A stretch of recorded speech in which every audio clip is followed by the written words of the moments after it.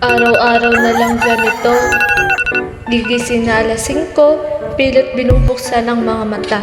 Ang katawan, parang ayaw kumilos dahil sa bigat ng pagod mula kahapon. Pero hindi pwedeng huminto. Sa bawat umaga, nagsisimula ang panibagong hamon ng kailangang harapin. Sa bawat hakbang ng araw, palaging may tanong sa isip. Kakayanin ko pa ba? Pero sa kabila ng lahat, alam ko na ang bawat hirap ngayon. May kapalit na tagumpay na hinaharap. Kailangan kumilos, kailangan lumaban. Pagdating sa jeep, mahaba ang pila, siksikan ng loob. Parang wala kang espasyo, pero kailangan mo magtiis. Dahil alam mo na ang bawat biyahe, gaano man ito kahirap, ay magdadala sa iyo ang mga destinasyon kung saan ang mga pangarap ay maaaring magkatotoo. Ang init, ang usok, ang ingay, lahat nararamdaman mo sabay-sabay. Pero kapag iniisip mo kung bakit mo ginagawa ang lahat ng ito, magkakaroon ka ng lakas. Alam mo na ang bawat sakripisyo, bahagi ito ng proseso. Ang daming kailangan tiisin, pero hindi pwedeng sumuko. Hindi pwedeng tumigil.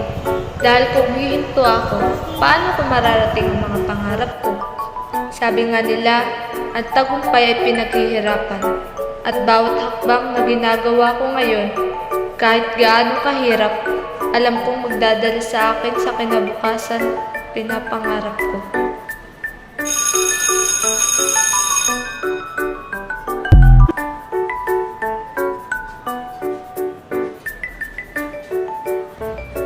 Kaunti na lang ang natitira.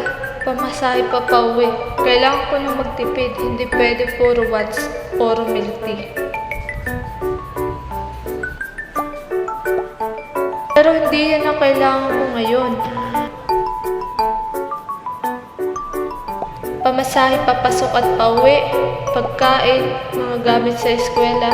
Dapat yan ang unahin. Kung hindi ako magiging maingat, baka maubos ang pera ko sa hindi mahalagang bagay.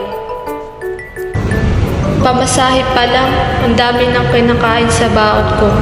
Papasok, pauwi, araw-araw. Parang lahat ng aspeto ng buhay ko, iniikot sa pagkukwento ng budget. Kailangang hatiin ng kakaunting pera sa pagkain, mga gamit sa eskwela, at higit sa lahat, siguraduhin na laging may pamasahe. Araw-araw ganito, nakakapagod, pero kailangan lang kayanin. Sabi nga nila, kung gusto mong magtagumpay, tiis lang.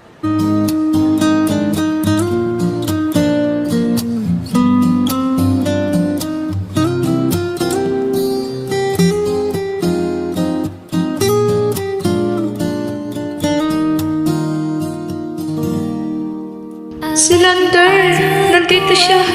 Grabe, effortless ang pagiging pogi niya. Sas na naman, hindi halata.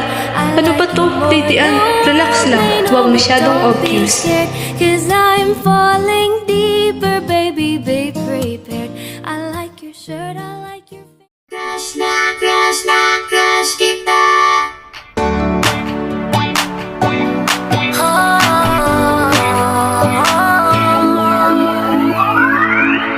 Alam mo ba, sinong nagsabi na crush ko siya?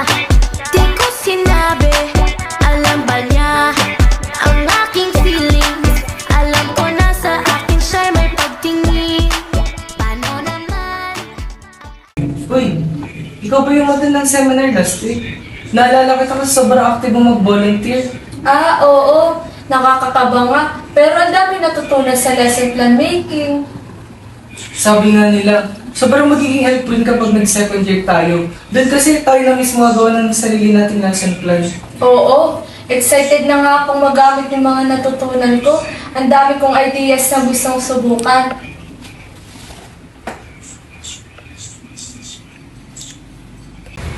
Kuya, pasuyo po ng bayad. Bayad. Ay, oo nga pala, di pa pala ako nagbabayad. Alam, oo nga, ako din. Ay nako, puro kasi tayo chicken, di pa pala tayo nagbabayad. Teka, ba 12.50 centavos lang binayad ng babae? Mahal ang bayad daw ko. Teka, bakit ganun lang yung binayad ng babae? May bagong rates pa? Oo, ayun o.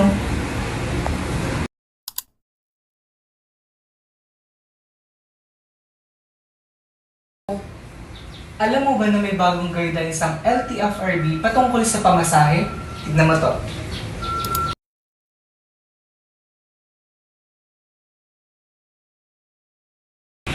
Kaya pala. Yan pala yung bagong anunsiyo ng LTFRB patungkol sa pamasahe.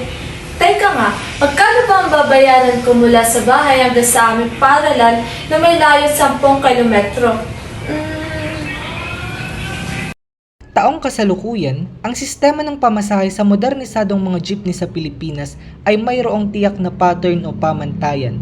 Batay sa pinakahuling talaan ng mga singil sa pamasahe, maaari nating suriin ang pagtaas nito depende sa distansya ng biyahe. Kung ang nasabing pattern ng pagpapataw ng pamasahe ay mananatili, ano kaya ang kabuoang halaga na babayaran para sa isang biyahe na may habang 10 kilometro? Higit pa rito, kung ang isang estudyante ay regular na naglalakbay ng 10 kilometro patungo sa paaralan at 10 kilometro naman pabalik sa kaniyang tahanan araw-araw, ilang halaga ang kanyang gagastusin sa pamasahe sa loob ng isang araw? At ano naman na magiging kabuoang gastusin niya sa loob ng 5 araw ng pag-aaral sa isang linggo? Pag-aralan natin ang epekto ng patuloy na pagtaas ng pamasahe sa budget ng isang ordinaryong estudyante. Para masagot natin ang tanong na ito, kailangan natin ng impormasyon patungkol sa pamasahe sa Pilipinas taong kasalukuyan. Ang nakasulat lang sa teksto ay mayroon daw pattern at ang pamasahe sa 1 kilometro ay 11 pesos. Pangalawa, kailangan natin ng base fare at ng singil kada kilometro para kalkulahin ang halaga ng pamasahe para sa 10 kilometro at 8 kilometro na biyahe. Ipagpalagay natin na ang simpleng sistema ng pamasahe ay ganito. Ito ang kalkulasyon batay sa sistema ng pamasahe. 11 pesos ang pamasahe para sa unang kilometro o minimum fare. At ito ay naging 12.50 sa pangalawang kilometro. Ano kaya ang posibleng dagdag singil para sa bawat kilometro na nagpas sa unang kilometro? Kaya pala 12.50 pesos na binayad ng babae kanina. Kasi gamit ang ating pinalagay sa sistema ng pamasahe, 11 pesos para sa unang kilometro at nadagdagan ng 1.50 pesos para sa ikalawang kilometro at may kabuuang 12.50 pesos. Kaya pala, ang galing. Uy, teka, magbayad na tayo, baka malimutan pa namin. Sige, 1.50 pesos ang pamasahe ko dahil 8 kilometro ang layo ng pupuntahan ko. Ganun ba? 24.50 naman ang akin dahil 10 kilometro ang layo ng bahay ko sa paaralan ko. Tama! 1.50 kilometro ang dagdag na pamasahe kada lalagpas sa unang kilometro. Ay, kailangan ko na talaga magtipid. Dahil tumaas na naman pala ang pamasahe. 24.50 pesos ang bayad ko papasok at 24.50 naman ang bayad ko pauwi. So, 49 pesos ang pamasahe ko sa isang araw. So, 245 pesos pala ang pamasahe ko sa isang linggo. Ang kabuuang pamasahe ni Lady Ann sa isang araw ay nagkakahalagang 49 pesos, samantalang sa loob ng isang linggo niyang pagpasok sa paaralan, ang kanyang naging pamasahe ay umabot ng 245 pesos. Ako na lang talaga magtipid. Iiwasan ko muna ang mga cravings ko. Oo nga eh, mataas na ang pamasahe, mataas na rin ang bilihin. Unahin na lang natin ang mga pangangailangan natin sa paaralan. Oh, teka lang, ang bilis naman ng biyahe. Dito na lang ako. Ingat ka hanggang sa muli natin pagkikita. Sige, para po.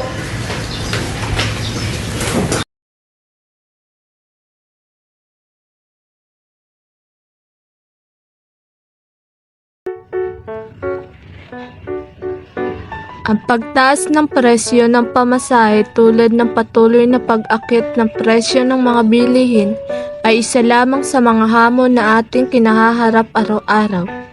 Ang bawat piso ay pinag-iisipan, bawat sentimo ay pinagkakasya. Ngunit sa kabila ng mga paghihirap, nananatili ang diwa sa pag-asa at pagkakaisa. Ang pagkilala sa pagod at sipag ng mga super ng jeepney, ang pagpapahalaga sa kanilang serbisyo sa pamamagitan ng pagbabayad ng tamang pamasahe ay hindi lamang pagsunod sa batas. Ito ay isang simpleng pagmamahal sa kapwa niya Pilipino. Ang isang ngiti, isang pasasalamat o isang simpleng salamat po ay nagbibigay ng kaunting ginhawa sa kanilang pagod na katawan at puso. Sa bawat pagsakay natin sa jeepney, hindi lamang tayo nakarating sa ating destinasyon. Tayo ay nakikibahagi sa isang kwento ng pagtitiis, pag-asa at pagkakaisa.